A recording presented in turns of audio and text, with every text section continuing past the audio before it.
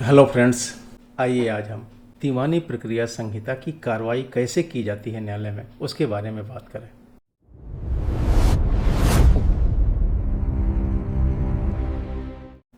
दोस्तों, विवाद तीन तरह के होते हैं: सिविल विवाद, आपराधिक विवाद तथा राजस्व विवाद।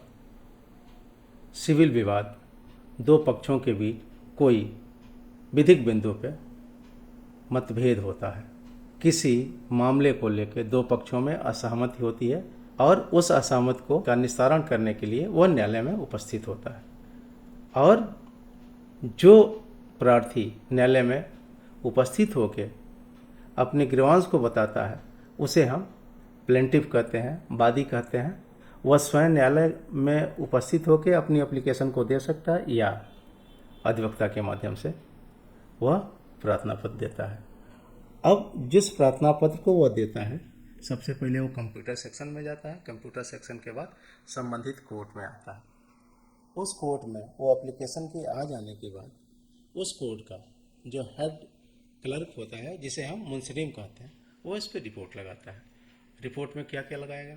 रिपोर्ट में ये लिखता है कि ये क्षेत्राधिकार के अंदर है, इसमें कोर्ट फीस पर्याप्त दी गई है, ये सरकार के विरुद्ध वाद नहीं है और इसमें कोई कैविएट दाखिल नहीं है। इतनी रिपोर्ट के बाद न्यायालय उसको दर्ज कर लेता है, और जिस एप्लीकेशन को न्यायालय दर्ज करता है उसे हम लॉ की भाषा में, कानून की भाषा में प्लेंट कहते हैं, वाद पत्र कहते हैं। और जो ही वाद पत्र दाखिल होता है, जिसके खिलाफ एप्लीकेशन दी गई है, उसको सम्मन भेजा जाता है।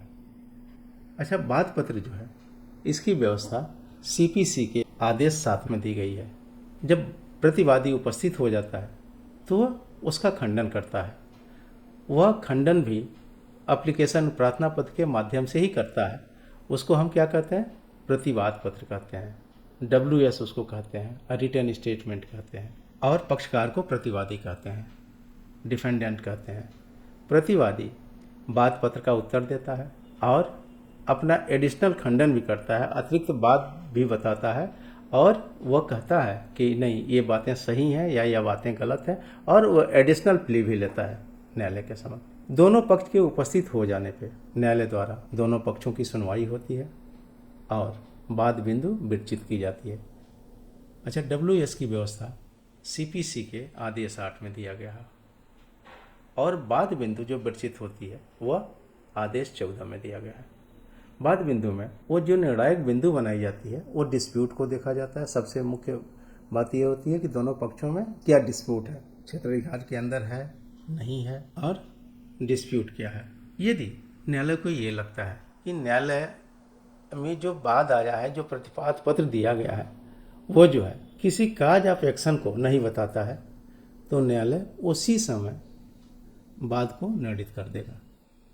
यदि कई वादी हैं, कई प्रतिवादी हैं, जो प्रतिवादी के दोनों के बीच में कोई इशू नहीं है, कोई काज ऑफ एक्शन नहीं है, तो और वाद चलेगा, वाद शेष पक्षकारों के बीच चलेगा। इन दोनों के इशू का निस्तारण करते हुए उनके विरुद्ध वाद को समाप्त कर लिया जाएगा। अच्छा, अब जब वाद बिंदु बन गया तो दोनों पक्ष को लिए अवसर होगा कि वह साक्ष्य दें। पहले वादी साक्ष्य देता है।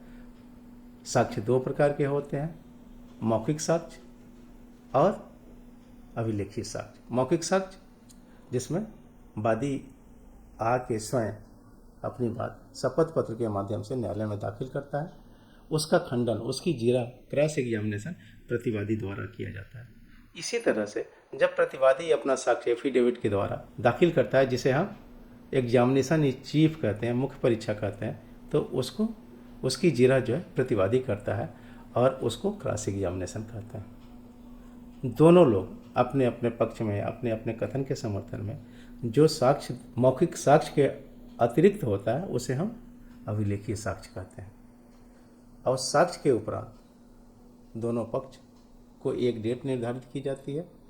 वह दोनों उसमें अपने अपने बात को रखने के लिए बहस करते हैं, और बहस के उपरांत ही न्यायालय एक डेट जजमेंट के लिए निर्धारित करता है और उस दिन पे निर्णय पारित किया जाता है। अब निर्णय पारित करने के उपरांत यदि वादी के पक्ष में निर्णित हुआ है तो वादी के आवेदन पे उसका निष्पादन कराता है।